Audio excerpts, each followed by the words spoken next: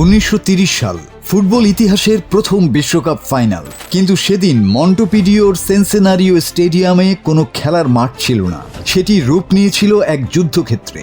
Argentina আর উরুগুয়ের মধ্যকার চিরন্তন শত্রুতা তখন তুঙ্গে। গ্যালারিতে তখন খেলা দেখার আনন্দ নয়, বিরাজ করছিল এক অদ্ভুত আতঙ্ক।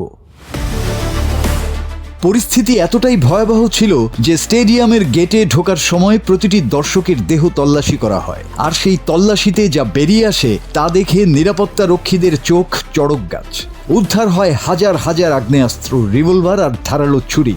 ফাইনালের দিন স্টেডিয়ামে আক্ষরিক অর্থেই বসেছিল এক অস্ত্রের পাহাড়। গ্যালারির সাধারণ মানুষ থেকে শুরু করে খোদ রেফারি পর্যন্ত নিজের জীবন নিয়ে শঙ্কিত ছিলেন। বেলজিয়ান রেফারি জন ল্যাঙ্গেনাস মাঠে নামার আগে শর্ত দিয়েছিলেন ম্যাচ শেষ হওয়া মাত্রই তাকে যেন সরাসরি বন্দরে পৌঁছে দেওয়া হয়, যাতে তিনি প্রাণ নিয়ে পালাতে পারেন। কিন্তু উত্তেজনা শুধু গ্যালারিতেই সীমাবদ্ধ ছিল না, তা নেমে আসে খোদ মাঠের সবুজ ঘাসেও। আর সেই উত্তেজনার কেন্দ্রে ছিল একটি অতি সাধারণ বস্তু, ফুটবল।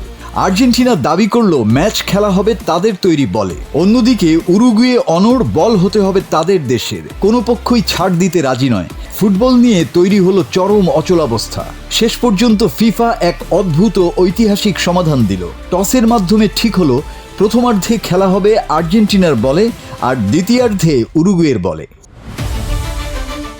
ম্যাচ শুরু হলো। প্রথমার্ধে আর্জেন্টিনার বল নিয়ে খেলা হতেই মাঠ কাঁপিয়ে তুলল আল বিসেলেস্তেরা। প্রথমার্ধ শেষে আর্জেন্টিনা এগিয়ে গেল 2-1 ব্যবধানে। উরুগুয়ের সমর্থকরা তখন স্তব্ধ, গ্যালারিতে অস্ত্রের ঝনঝনানি। কিন্তু দ্বিতীয়ার্ধেই গল্পটা বদলে গেল। এবার মাঠে এলো উরুগুয়ের নিজস্ব বল, আর সেই বল পায়ে আসতেই স্বাগতিক উরুগুয়ে যেন রুদ্রমূর্তি ধারণ করলো। একে একে আর্জেন্টিনার জালে জড়ালো 3টি গোল। পুরো স্টেডিয়াম তখন উল্লাসে কাঁপছে। ফাইনাল বাঁশি বাজার সাথে সাথে 4-2 গোলের মহাকাব্যিক জয়ে প্রথম বিশ্বকাপ নিজেদের করে নিল উরুগুয়ে। মাঠের সেই অস্ত্রের পাহাড় আর বল নিয়ে রক্তক্ষয়ী যুদ্ধকে পেছনে ফেলে রচিত হলো ফুটবলের প্রথম বিশ্বজয়।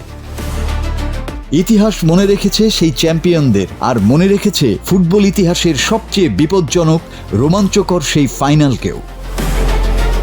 মাসুদ হাসান, বাংলা টিভি।